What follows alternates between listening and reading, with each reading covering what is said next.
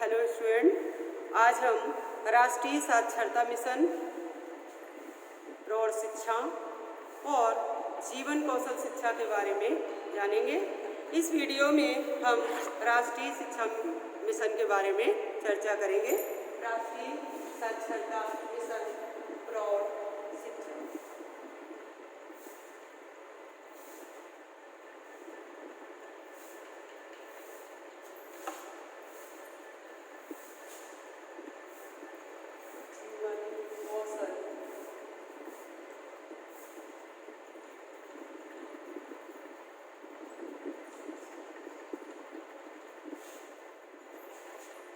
पहले राष्ट्रीय साक्षरता मिशन के बारे में बताते हैं आप लोगों को। राष्ट्रीय साक्षरता मिशन के अंतर्गत 15 से 35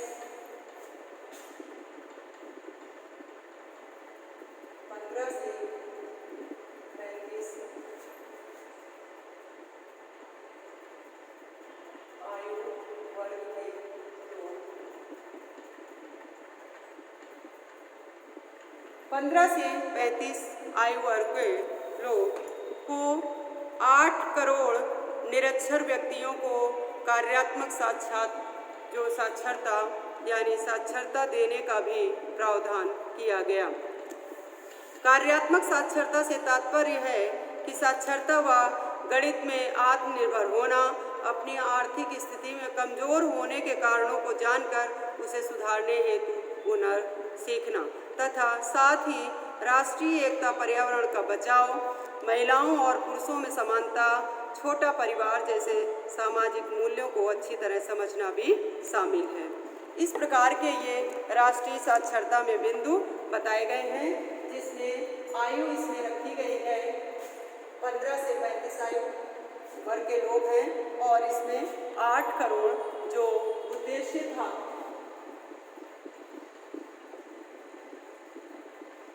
उद्देश्य 8 करोड़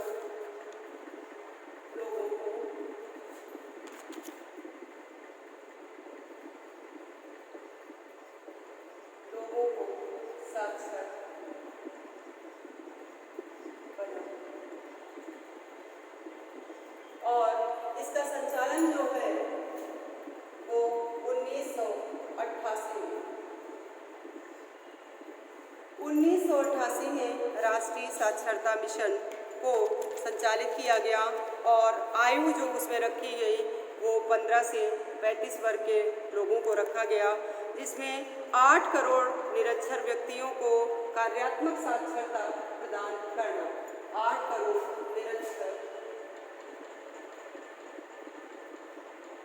लोगों को कार्यात्मक का मतलब है शिक्षा के साथ साथ उसे कार्य प्रणाली का भी ज्ञान कराया जाए, क्योंकि जो ये आयु है इस वर्ग के लोगों में शिक्षा के साथ साथ उसे व्यावसायिक कार्यक्रम का भी ज्ञान होना चाहिए।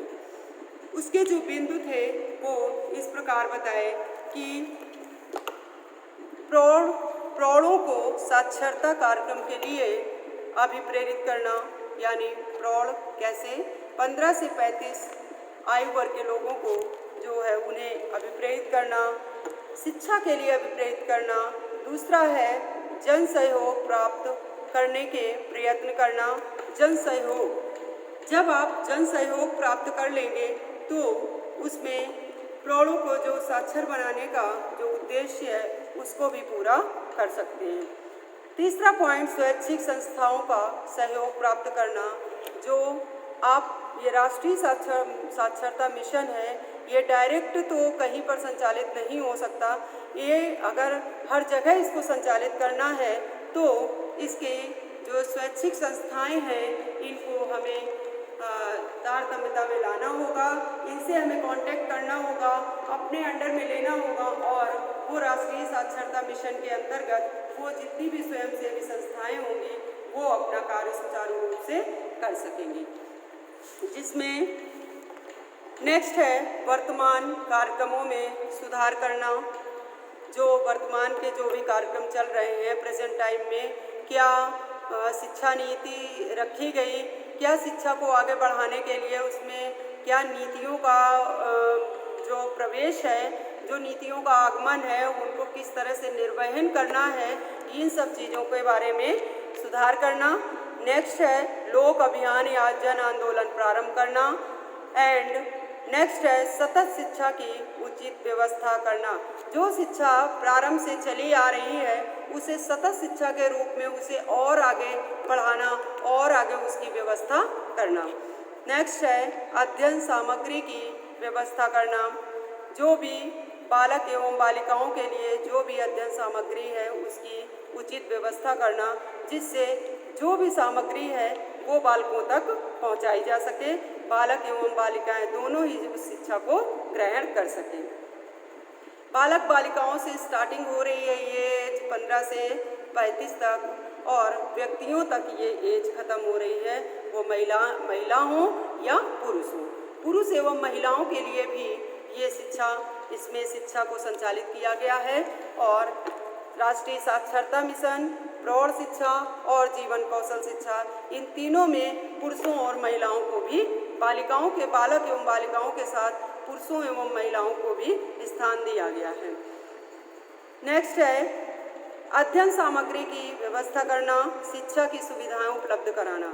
शिक्षा ऐसे ही नहीं दी जाएगी, जो भी उससे रिलेटेड जो भी सुविधाएं हैं उनको समय के साथ उसको उपलब्ध कराना और उन्हें समुचित ज्ञान प्रदान करना। नेक्स्ट है टेक्नो शिक्षण सिद्धांत और प्रौद्योगिकी का प्रयोग करना, प्रौद्योगिकी का प्रयोग करना, यानी टेक्निकल, जो भी टेक्निकल है, जो भी शिक्षा का स्तर है वो टेक्नो मेथड से उसको दिया जाए, और प्रौद्योगिकी का प्रयोग करना, जो भी टेक्नोलॉजी है उसका प्रयोग करना। नेक्स्ट है संगठन और प्रबंध की व्यवस्था करना। संगठन, जो भी यूनिटी है, बच्चों में आपस में बैठाल के या महिलाओं एवं पुरुषों में एक यूनिटी बनाकर उनको ज्ञान कराया जाए, और एक जो शिक्षक हैं उनकी भी एक अपने आप में यूनिटी हो, एक अच्छा से अच्छा ज्ञान देने वाला होना चाहिए, और एक अच्छे से अच्छा संगठन जो हो वो ज्ञान देने वाला और ज्ञान लेने वाला दोनों होना चाहिए। नेक्स्ट है मॉनिटरिंग या और मूल्यांकन की उचित व्यवस्था होनी चाहिए। जो मॉनिटरिंग है यानी ऑब्जर्वेशन है, अवलोकन है, वो पूरी तरह से उचित टाइम पर, उचित समय पर उचित व्यवस्था की जानी चाहिए। मूल्यांकन भी उनका सही करना चाहिए, जिससे क्या उन्होंने सीखा है और क्या जो भी शिक्षा नीति के तहत बताया गया है क्या उन्होंने जाना है। ये राष्ट्रीय साक्षरता मिशन ने कुछ महत्वपूर्ण बिंदु अपने प्रदान किए, जिसके आधार पर मैंने आपको इसकी व्याख्या की। अब हम कार्यनीति के बारे में जानेंगे कि राष्ट्रीय साक्षरता मिशन की कार्यनीति क्या है। सबसे पहले है इसका प्रेरणा जगाना, बालक बालिका महिला पुरुष में प्रेरणा जगाना।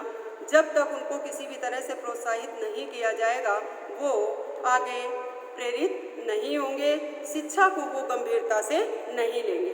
सेकंड पॉइंट, जन सहयोग प्राप्त करना।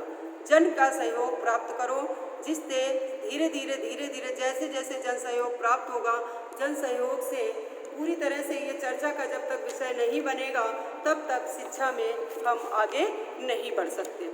नेक्स्ट है स्वैच्छिक संस्थाओं के से ज़्यादा सहयोग प्राप्त करना।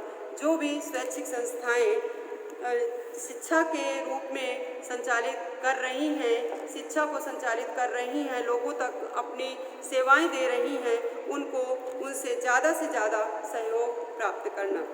नेक्स्ट है चालू कार्यक्रमों में पर्याप्त सुधार करना।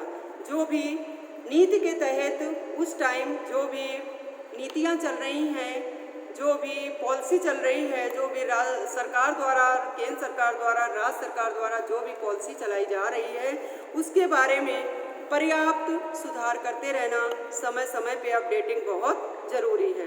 नेक्स्ट है जन आंदोलन चलाना। अगर किसी भी तरह से शिक्षा स्तर में किसी भी तरह की कोई भी बाधा आ रही, उसके लिए जन आंदोलन, जिस तरह से लोगों में शिक्षा का प्रचार किया जाए, ज़्यादा से ज़्यादा शिक्षा को आगे तक बढ़ाया जाए। नेक्स्ट है सतत शिक्षा को संस्थागत स्वरूप देना। जो भी सतत शिक्षा चली आ रही है, कंटिन्यू चली आ रही है, लगातार शिक्षा चली आ रही है, उसको संस्थागत स्वरूप प्रदान करना। नेक्स्ट है मानकीकृत अधिगम सामग्रियों की उपलब्धता सुनिश्चित करना। जो भी मानक में ली गई हैं अधिगम सामग्रियां, उनकी उपलब्धता को सुनिश्चित करना। लास्ट पॉइंट है सभी जगह शिक्षा की सुविधाएं प्राप्त करना, यानी सभी जगह सुविधाएं प्राप्त कराना।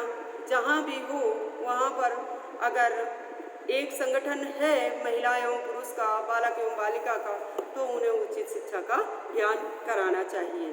ये हमारा राष्ट्रीय साक्षरता मिशन हुआ कि उन्होंने वो जो 1988 में उनका ये मिशन चला और इसके बाद उन्होंने 15 से 35 तक की आयु वर्ग को रखा।